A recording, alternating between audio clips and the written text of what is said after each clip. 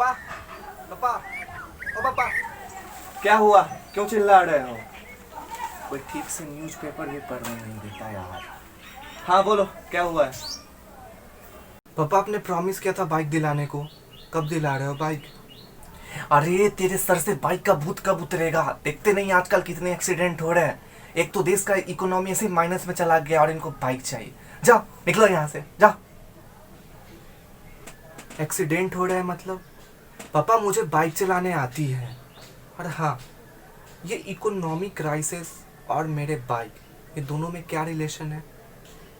अरे देखो, इकोनॉमी अभी ऐसे ही माइनस में है। अगर तुमको बाइक दिला दूंगा तो इंडियन गवर्नमेंट को और नुकसान नहीं होगा? तुमने सोचा है कभी? बेटा बाद में दिला दूंगा, अभी सब्र कर लो। नहीं पापा, आप हर बार ऐसे करते हो। चुप हो। मैं ज़्यादा जानता हूँ या तुम ज़्यादा जानते हो? आप मैं तुमसे बड़ा हूँ या तुम मुझसे बड़े हो? आप बड़े हो।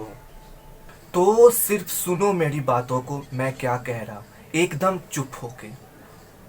अरे भाई साहब, आप जैसा बोल रहे हैं वैसा नहीं होता है। एक कम था जो दूसरा आ गया। मैं भी इनको कब से यही समझा रहा हूँ, समझ ही नहीं रहे हैं। तुम फिर बोलने लगे। तुमको मैंने बोला ना चुपो, मतलब एकदम चुपो। अरे भाई साहब, आप कैसे कर रहे हैं? आप चुप बैठिए, आपको कुछ पता ही नहीं है। एक तो ऐसे ही देश की अर्थव्यवस्था निगेटिव में चली गई है। मैं भी तो वही बोल रहा हूँ। देखिए, अभी चांस है इसको बाइक दिलाने का और देश के लिए कुछ करने का।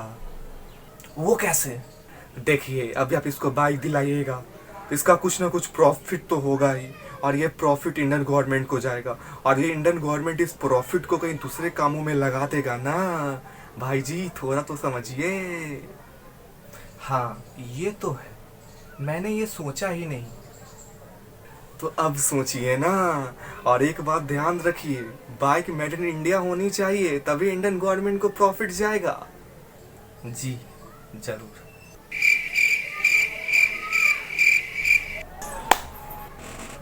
ओके बेटा, दिला दूंगा तुमको बाइक, जा। कब? बोला ना दिला दूंगा, मतलब दिला दूंगा।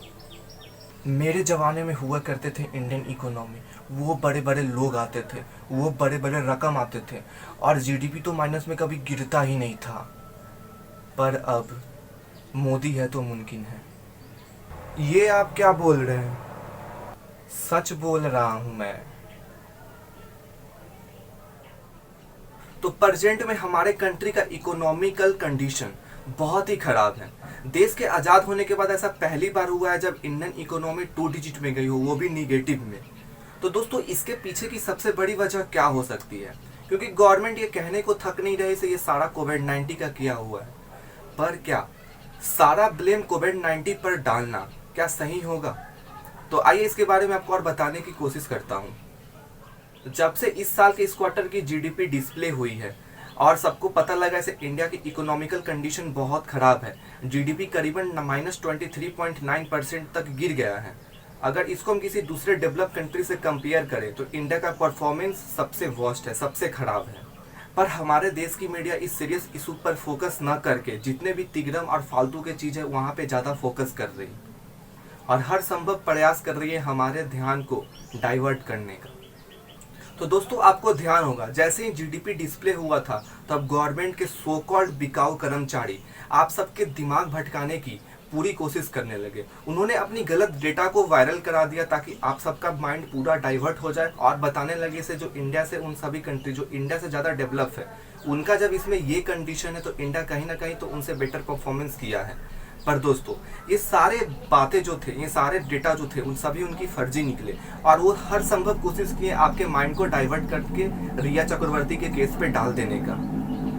दोस्तों पहली बार 1996 में क्वार्टरली रिकॉर्डेड जीडीपी से आप लोगों को इंट्रोड्यूस करवाया गया था, मतलब कि हर 3 महीने में जीडीपी डिस्प्ले होगी। इससे पहले ये सारा एनुअल था, मतलब हर साल में जीडीपी डिस्प्ले होती थी, पर अब हर 3 महीने में होने लगी। पर जो कंडीशन अभी है इंडिया का वैसा कंडीशन कभी नहीं रहा। मे बी अराउंड 1976 में इकोनॉमी माइनस में गई थी, जीडीपी माइनस में गई थी, पर इतना नहीं थी। -23 तो बिल्कुल भी नहीं थी। और ये एक डेवलप कंट्री के नज़र में बहुत बड़ा नंबर होता है कि जीडीपी का इतना गिर जाना।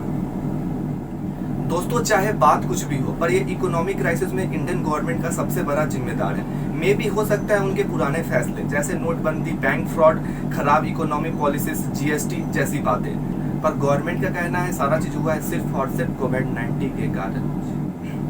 दोस्तों आपको स्क्रीन पे जीडीपी के कुछ क्वार्टर्स के रिकॉर्ड दिख रहे होंगे जिसमें इंडिया का परफॉर्मेंस उतना बेहतर भी नहीं है, और गवर्नमेंट के ये बात को भी झुटला देती है। जो गवर्नमेंट बोल रही है ये जो क्राइसिस आया है सिर्फ और सिर्फ कोविड-19 के कारण आया है, ये वो गलत है, क्योंकि इंडिया का परफॉर्मेंस पहले भी उतना कुछ खास नहीं था। पिछले साल की बात करें तो हाँ, हम एक पॉइंट पे बोल सकते हैं इसमें बहुत बड़ा हाथ कोविड-19 का रहा है, क्योंकि इंडिया में बहुत लंबे टाइम तक लॉकडाउन था और एक दिन में मिलियंस नुकसान हो रहे थे, पर पूरे का पूरा ब्लेम कोविड-19 पे डालना ये बिल्कुल गलत है। और गवर्नमेंट को ये फालतू के चीज से ध्यान हटाकर और ये सीरियस इशू पे ध्यान लगानी चाहिए और कोशिश करनी चाहिए से क्या करे जो इंडियन जीडीपी जल्द से जल्द बढ़े और जल्द से जल्द ये अच्छे स्थिति में आ जाए।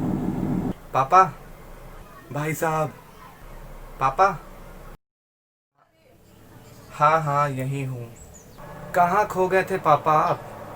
मैं अपने जमाने में खो गया था। मैं कहीं सपना तो नहीं देख रहा ना इकोनॉमिक क्राइसिस का?